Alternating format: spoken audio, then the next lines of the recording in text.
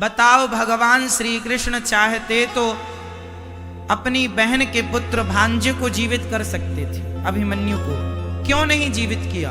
उत्तर दो। मित्रों, स्वागत है आपका हमारे चैनल राधे राधे में। पूज्य गुरुजी अनिरुद्ध आचार्य जी द्वारा बताए गए भगवत पुराण एवं भगवत गीता का बहुत ही अनमोल पाठ हम आज इस वीडियो में सुनने वाले हैं। बताओ भगवान श्री कृष्ण चाहते तो अपनी बहन के पुत्र भांजे को जीवित कर सकते थे, अभिमन्यु को क्यों नहीं जीवित किया? उत्तर दो। नहीं किया तो क्यों नहीं किया? तो फिर गुरु जी के पुत्र को क्यों जीवित किया? भगवान तो भगवान है, सब कर सकते हैं भाई। उत्तर बड़ा गंभीर है मेरी बात। एक मां मेरे से आकर रोने लगी, बोली महाराज जी मेरे साथ भगवान ने बड़ा बुरा किया। क्या बुरा किया मां? महाराज जी एक मां थी, एक ही बेटा था, शादी की तारीख फिक्स हो गई, फलानी तारीख को शादी है, शादी की तारीख फिक्स है, तैयारी हो गई, बेटे के विवाह की धूम मची है, चारों तरफ कार्ड वार्ड बट गए हैं, शादी की तैयारी, अब बारात जाने का समय तैयार निकट आ गया, कुछ ही दिन बाकी थे कि अचानक वह पुत्र जो दुल्हा बनने जा रहा था, दुल्हा बनने की जगह वह उसकी किसी कारणवश मृत्यु हो गई। बिल्कुल सत्य घटना सुना रहा हूं, एक मां ने मुझे बताया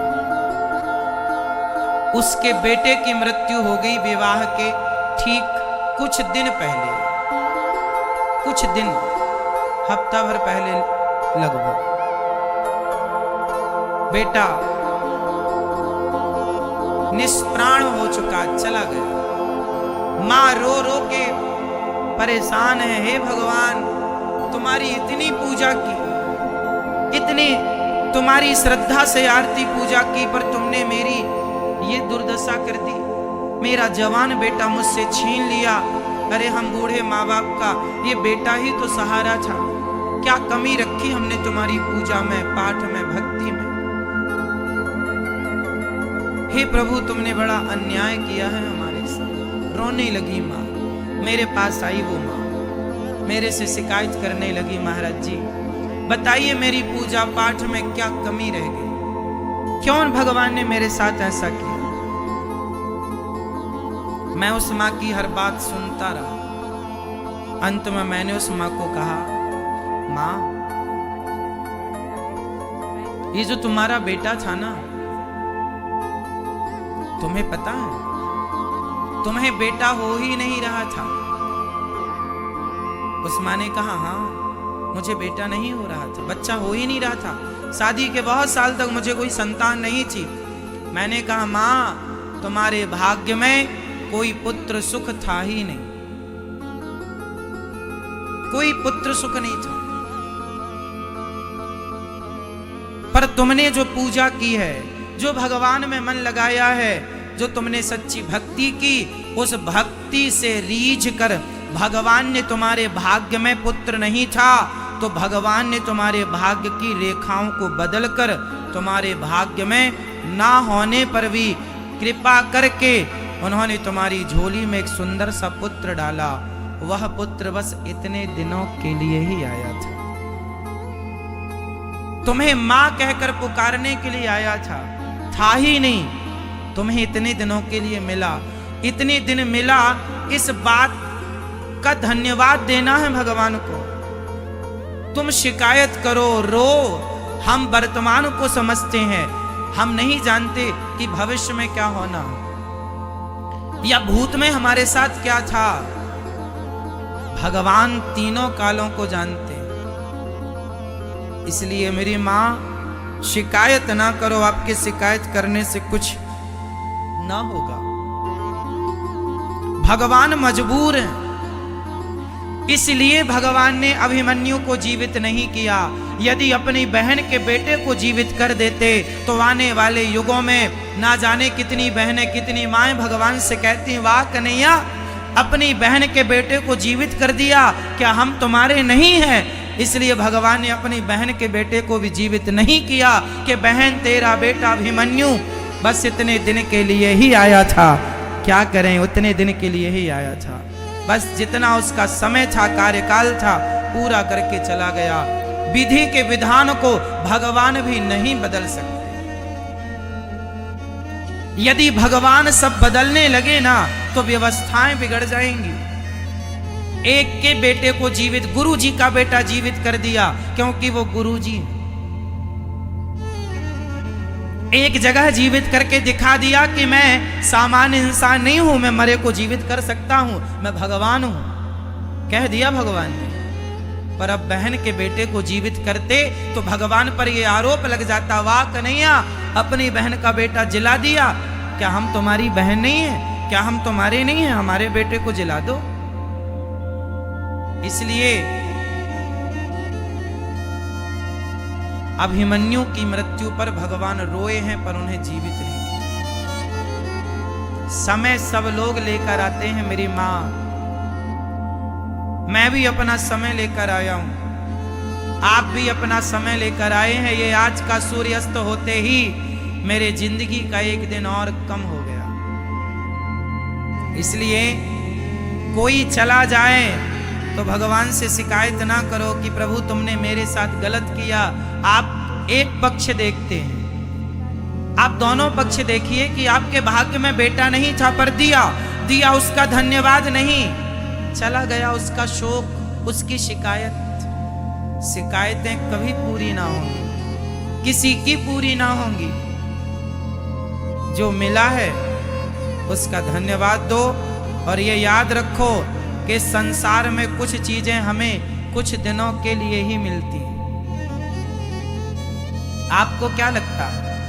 आपकी पत्नी आपको कुछ दिनों के लिए मिली है, आपका पति आपको कुछ दिनों के लिए मिला है, आपकी माँ आपके पास बस कुछ दिन ही है, आपके पिता आपके पास बस कुछ दिन ही है। देखते देखते लोग चले जाते हैं कि नहीं? इसलिए जब तक हैं उनकी सेवा करो, प्यार मोहब्बत से रहो।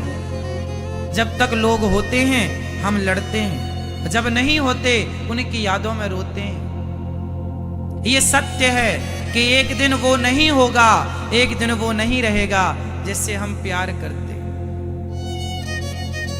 या हम नहीं होंगे या वो नहीं होगा।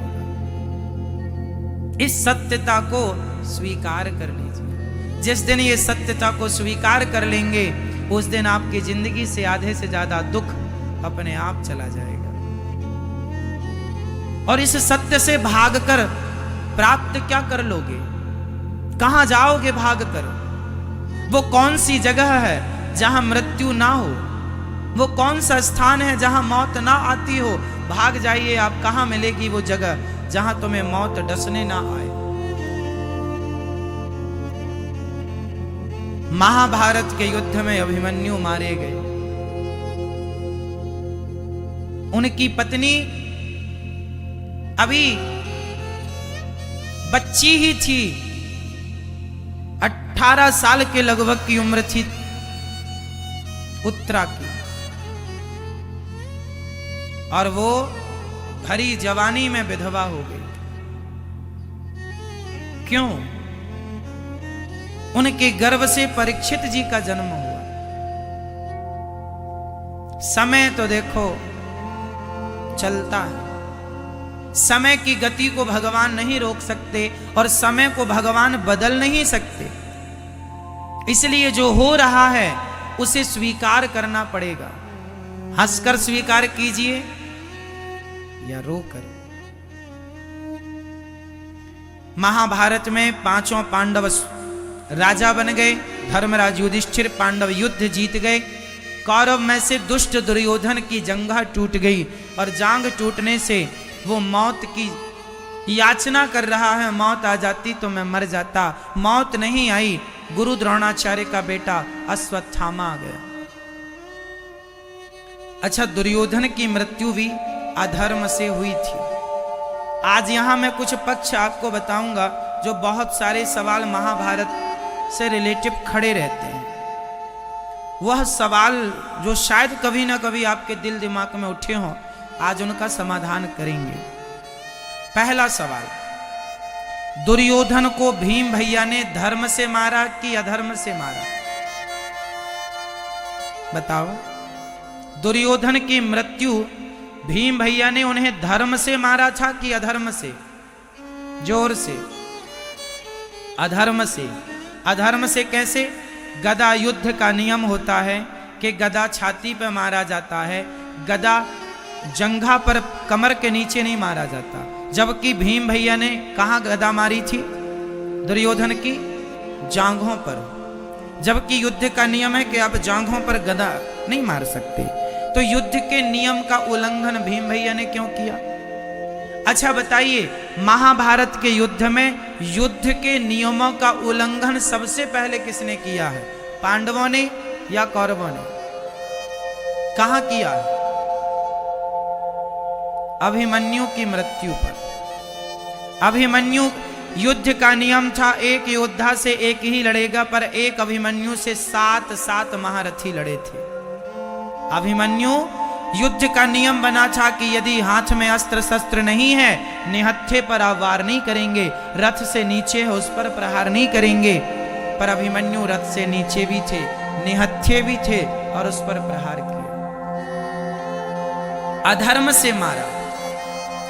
जब अभिमन्यु को कौरवों ने अधर्म से मारा, इसलिए फिर कौरवों को भी अधर्म से मारा गया। दुर्योधन अधर्म से मारा गया। क्यों मारा गया? अधर्मी को अधर्म से मार देना ही धर्म है। तुमने कब कब धर्म का पालन किया? क्या भरी सभा में एक नारी के कपड़े उतारना धर्म था? जब तुमने कभी धर्म का पाठ ना पढ़ा, तो तुम्हारे लिए कोई धर्म का पाठ क्या पढ़ेगा दुर्योधन? धर्म दोनों के लिए होता है। आप हमारे साथ अच्छा व्यवहार करेंगे तो हम आपके साथ अच्छा व्यवहार करेंगे। आप हमारे साथ धर्म करेंगे तो हम आपके साथ धर्म करेंगे। राम जी ने बाली को छिप करके मारा। बताओ, राम जी ने सही किया कि गलत किया? बताओ। राम जी ने बाली को छिप करके मारा। बताओ, राम जी ने सही किया? छिप करके मारना बाली को सही था या गलत था? उत्तर दो, बोलो। कैसे सही था? किसी को पीछे से छिप के मार देना सही कैसे हो सकता? यदि सही था आपके हिसाब से, तो सही को सिद्ध कीजिए, कैसे सही था?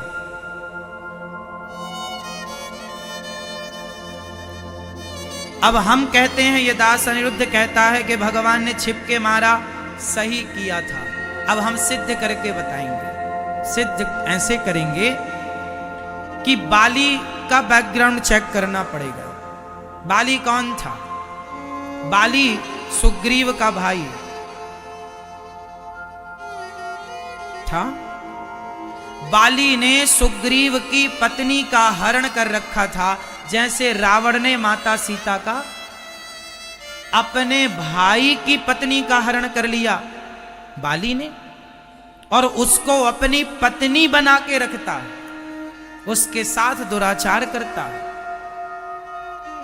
अब बताओ, एक बड़ा भाई अपनी छोटे भाई की पत्नी के साथ गलत करे, वो सही है?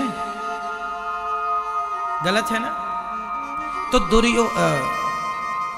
गलत था बाली, अपराधी था बाली। और सुनो, जो आदमी अधर्मी हो, उस अधर्मी को अधर्म से मार देना ही धर्म है। ऐसा हम नहीं कह रहे हैं, भगवान राम कह रहे हैं। अनुज बधू भगनी सुतनारी, सुन सट कन्या सम ऐचारी, इन्हीं को दृष्टि विलोकय जोई, ताही बधे कछु पाप न हो। अधर्मी को तो अधर्म से मारना ही धर्म है।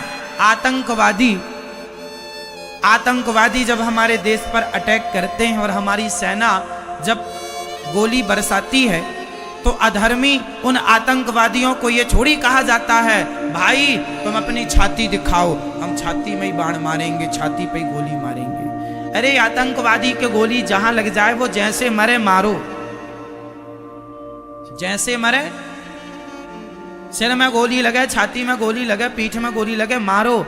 आतंकवादी का ये, यदि धर्मात्मा होता तो आतंकवादी क्यों होता? तो साहब यदि धर्म की मौत चाहिए तो धर्म करना सीखो। अधर्मी की मौत अधर्म से ही होगी। इसलिए भगवान ने छिप के मारा, ठीक किया। अब आप कहेंगे तो भगवान थे साहब, सामने से मार सकते थे, छिपने की क्या जरूरत थी? इसका दूसरा कारण यह है कि राम जी ने सुग्रीव को वचन दिया था कि सुन सुग्रीव मारी हूं बालहि एक ही बाण, ब्रह्म रुद्र शरणागत गए न उबरी हई प्राण। मैं एक ही बाण से बाली को मारूंगा। और राम जी यदि सामने आकर राम जी यदि बाली के सामने आ जाते और बाली कहीं राम जी की शरण में आ जाता, तो शरण में आए हुए को भी राम जी नहीं मारते। सन्मुख होहि जीव मोहि जबहि, जन्म कोट यज्ञ नासहि तबहि। शरण में आए हुए को राम जी नहीं मारते, ये राम जी का वचन है। और सुग्रीव को वचन दे रखा था, सुन सुग्रीव मारी हूं बालहि एक ही बाण। अब शरण में आ जाता तो राम जी का सुग्रीव को दिया वचन मिथ्या हो जाता। इसलिए राम जी ने फिर बगल में खड़े होकर मारना ठीक समझा कि मित्र का दिया वचन भी निभ जाएगा और ये शरण में आएगा नहीं तो मार देंगे, नहीं तो शरण में आ जाएगा कि प्रभु मैं आपकी शरण में हूं। फिर शरण में आए तो राम जी मारते नहीं, और नहीं मारते तो बाली सुग्रीव को दिए वचन का क्या होता। इसलिए मजबूरी थी राम जी छिप के मारना। इसलिए अब राम जी, अब भीम भैया ने दुर्योधन को भी छिप के जंघा पर मारा और मर गया दुर्योधन। तड़प तड़प करके मारा, ठीक मारा। तुम कौन से धर्मात्मा थे? हम तुम्हारे लिए क्यों धर्म का पाठ पढ़ें? तो दोस्तों, ऐसे ही अद्भुत कथा का सार और भव्य भक्ति में भगवत पुराण की बातें स्वयं श्री अनिरुद्ध आचार्य जी से सुनने के लिए हमें सब्सक्राइब जरूर करें।